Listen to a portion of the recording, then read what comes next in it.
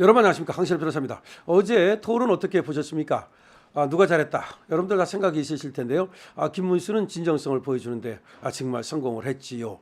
그리고 이준석도 어쨌든 공격 포인트는 땄습니다.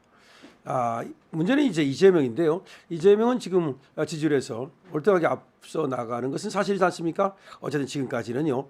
그런데 그런 어떤 앞서 나가는 그런 후보라고는 믿겨지지 않을 정도로 뭔가 버럭한다든지 내지는 어쩌라고 이런 태도를 보인다든지 아나무인식 태도를 보임으로써 오늘 이준석이가 이재명에 대해서 얘기를 했는데요. 연산군 같은 면모를 갖고 있다. 얼버무리고 말이 막히면 어쩌라고 배째는 그런 태도를 보이고 이거는 상당히 위험하지 않느냐. 그래서 총통 시대가 돌아갈 것 같다. 그럴 일은 없겠지만 만약에 이재명이가 대통령이 된다면 총통 시대가 돌아간다. 그래서 자신이 반드시 막겠다. 이런 얘기를 하고 있는데요. 오늘 이준석이는 이순신 장군 동상 앞에 가서 기자회견을 열면서 지금 이재명에 대한 가공할 그런 공격을 하고 있습니다.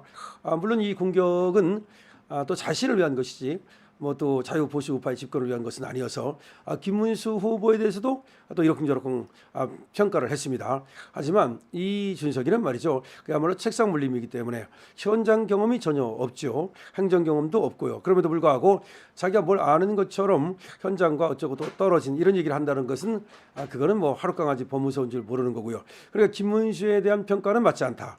하지만 이재명에 대한 평가는 상당히 근접하고 있는데요. 어제 얘기했던 토론 불가라고 하는 것도 상당히 이재명한테는 아픈 지점입니다. 다시 말하면 토론을 해보니까 이재명이가 전혀 지금 준비되지 않은 그런 모습을 보이고 있다. 원전이라든가 내지는 AI라든가 또 이런 것뿐만 아니라 또 차별금지법이라든가 어떤 그다음에 또 양곡법 또 그와 관련된 어떤 재원이나 이런 전체적인 어떤 준비가 소홀하다. 그런데 준비가 소홀하기보다도 이준석이가 공격하는 지점이 뭐냐면 결국은 이재명은 표되는 것만 하려고 그러는 게 아니냐. 다시 말해서 그냥 던져놓고 나서 되면 되고 말면 말고 이런 생각을 갖고 있다. 그러니까 포퓰리즘적 사고를 지적하고 있는 거죠. 김문수 후보도 분명히 이재명에 대해서 그 포퓰리즘적 사고를 강력히 지적을 했습니다. 다시 말해서 돈을 풀어가지고서 뭐 호텔 경제 학이라는 걸 얘기했는데 이거 전혀 말이 안 맞는 것이거든요. 어떻게 돈을 풀면은 그것이 경제의 어떤 발전 내지는 소득 어떤 성장으로 이어질지 그거는 사실 전혀 얘기가 안 되는 겁니다. 그럼에도 불구하고 뭐 호텔에서 돈을 쓰면 그것이 가구점으로 가고 가구점에서 식육점으로 가고 다시 치킨점으로 가고 뭐 이런 얘기를 하면서 나중에 호텔 예약을 취소한다 하더라도 일단은 돈은 돌았다라고 하는 회기망측한 정말 회개한 그리고 괴괴한 그런 얘기를 하고 있는데 이거는 상당히 위험한 발상이다. 결국 이재명이 얘기하는 것은 국가 세금으로 돈을 풀어서 경제를 살린다는 얘기인데 그것은 이미 문재인 소득주도 성장에서 그야말로 족보도 없는 그런 어떤 경제 성장 정책을 내놨다가 아니면 그런 분배 정책을 내놨다가 이미 실패한 거 아니냐. 이미 실패한 그런 것을 다시 들고 나오고 그거보다 한 발 더 나아가서 결국 돈을 풀어서 경제를 살리고 내수를 살린다는 이런 것이야말로 얼마나 위험한 것이냐라는 것이 나타났고요. 그다음에 한미동맹과의 관계도 얼마나 중요한 거고 우리가 관세협정 같은 거 7월 8일이 유예기간 말일이기 때문에 7월 8일이 서둘러야 되는데 그걸 왜 서둘르냐라고 하면서 오히려 자다가 봉창 두드리는 소리를 함으로써 이 한미통상협상 이런 것도 이재명한테 맡겨놨다가는 큰일 나겠다라는 생각이 들게 했고요. 그다음에 우리나라는 지금 한미 동맹을 기반으로 해서 한일 관계 또 이렇게 해야만 우리 경제 내지는 우리의 어떤 그 안보를 담보할 수 있는데 자꾸 중국하고 뭐 이런 또 러시아 이런 쪽으로 튀어나가려고 하는 그런 쪽으로 기울여지려고 하는 그런 모습이 나타났다. 말은 아니라고 하면서도 미국과의 뭐 어려워질 경우를 대비해서 새로운 어떤 대안으로 중국과 러시아 뭐 이런 쪽을 생각하는 듯한 그런 모습을 보이고 있는데 상당히 위험한 발상이다. 그쪽 가고는 우리가 얻을 것이 없는데 거기 가서 뭘 얻겠다는 거죠? 오히려 그쪽하고 하다가는 있는 것 마저 다 뺏기고 쪽박차게 되는데 그런 것을 지금 굉장히 위험하게 지금 생각하고 있는 것이 드러났고요.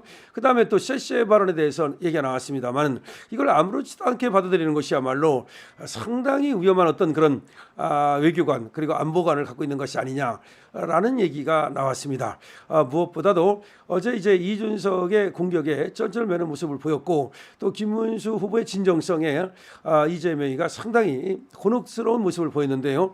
그건 무엇보다도 이 정치라고 하는 것이 진정성, 진심 이것이 있을 때 국민들한테 어필되고 국민들의 선택을 받을 수 있는 것인데 어제 이재명은 이 점에서 상당히 점수를 까먹은 것이 아니냐. 다시 말해서 부자 몸조심하려고 그랬는지 모르지만 뭔가 지금 원전도 그렇고 지금 확실하게 입장을 정리하지 못하고 우왕좌왕하는 모습 그리고 눈치 보는 모습 표만 계산하는 모습을 보임으로써 저렇게 가지고 과연 저 사람에게 우리나라 대통령을 맡길 수 있을까라는 회의를 들게 했다는 점에서 상당히 이재명은 점수를 잃었다는 얘기가 나오고 있습니다. 그런데 오늘 이준석이 심지어 연산군까지 거론함으로써 이제 이재명은 위험한 사람이다. 그러니까 이재명 같이 위험한 사람에게 이 나라의 대통령을 맡겨서는 안 된다라고 하는 것을 또 강력하게 많은 사람들이 생각하게끔 만들었다.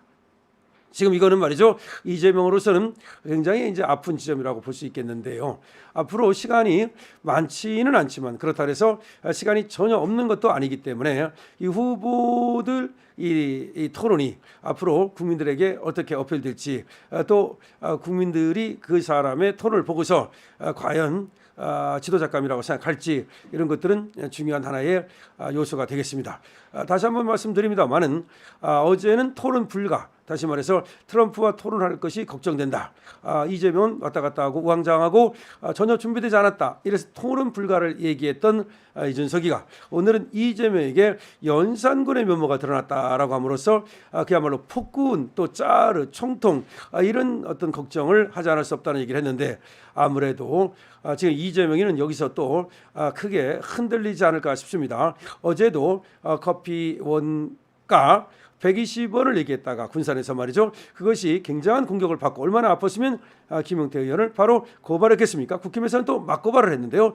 아마 거기서 흔들리면서 상당히 토론까지 토론을 망치는 것까지로 이어졌다는 생각이 드는데요. 지금 이재명의 멘탈이 흔들리고 있다. 이렇게 멘탈이 흔들리고 있는데 그리고 거기다가 이제 폭력적인 모습. 지금 이준석이는 이재명한테서 연산군 같은 모습을 발견했다라고 얘기하고 있거든요.